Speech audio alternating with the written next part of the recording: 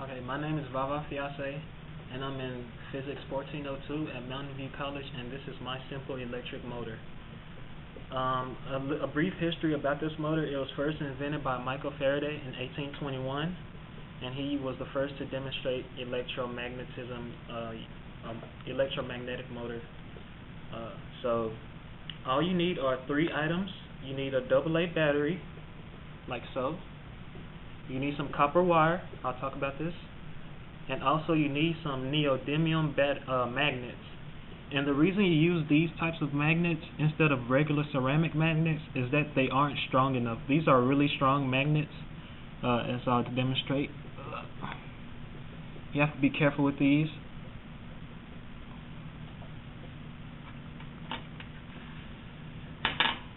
You see how strong they are? And so that's the reason you use these types of magnets instead of regular ceramic magnets.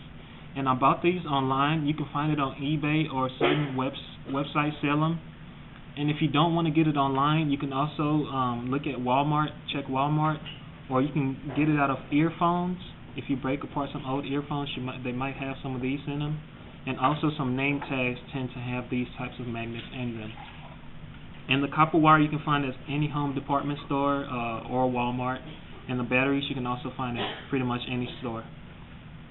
So the first thing you want to do is you want to get your copper wire, and you want to strip the insulation from the copper wire. You don't necessarily have to strip all of the insulation, just the ends that are going to be touching the battery, which is the top part and also the bottom part. The bottom part is going to be touching the magnet. And so you strip the insulation. As you can tell, I've stripped it so it's a different color from the rest of the copper wire. And you can use some pliers to bend it into the shape you desire. I made a heart because there are a lot of girls in our class. And you want to. The thing about the wire is you want it to be sort of symmetrical, because you want it to balance on the battery when you put it on there. And so it might take some test trials to make sure that it's good enough to work.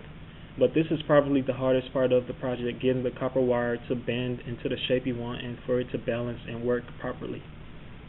So after you get the copper wire and bend it into the shape you want, you take the magnets and you place it on a positive terminal of the battery, like so. And I use 2 magnets.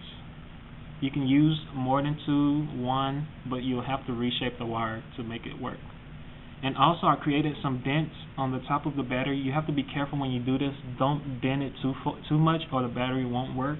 Just enough for you to have space at the top for the copper wire to balance. And the reason I placed the magnets on the positive terminal of the battery is because I wanted the top portion to have more surface area to balance when I put the copper wire on there. And so you put the magnets on the battery, and then you put your finely shaped copper onto the battery,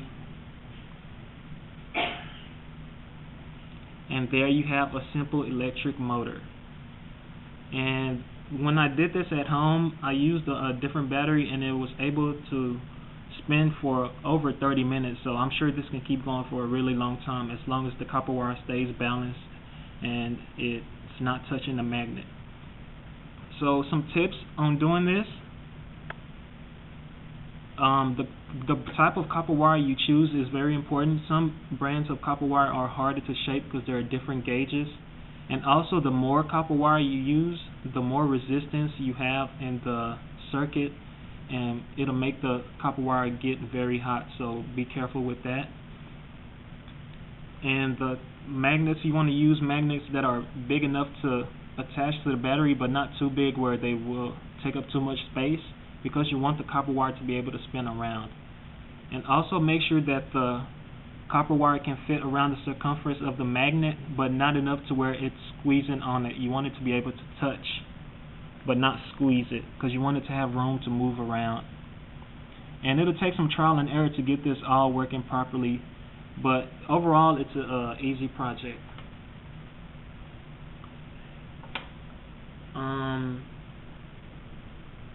As I said, you want to be careful about the copper wire because it can heat up, and also the battery can heat up.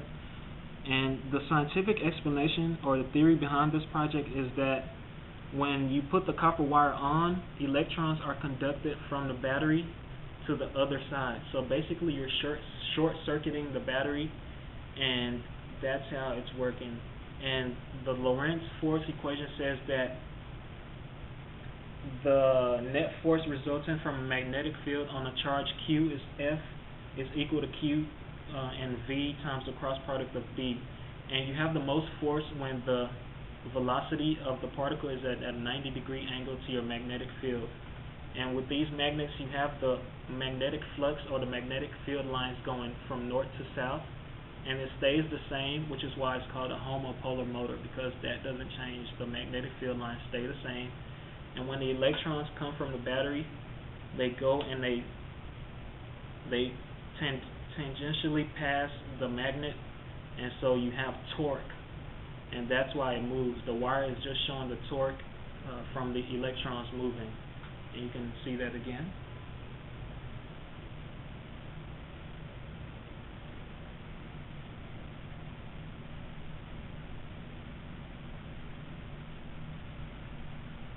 And voila. And you don't have to do it this way. You can also place the magnets on the negative terminal and shape your wire to fit the other way. The only thing is it'll spin the opposite way. That's the only difference. I just did it this way so it'll have more surface area to rotate on, and it'll likely stay on for a longer time. And that's my simple electric motor.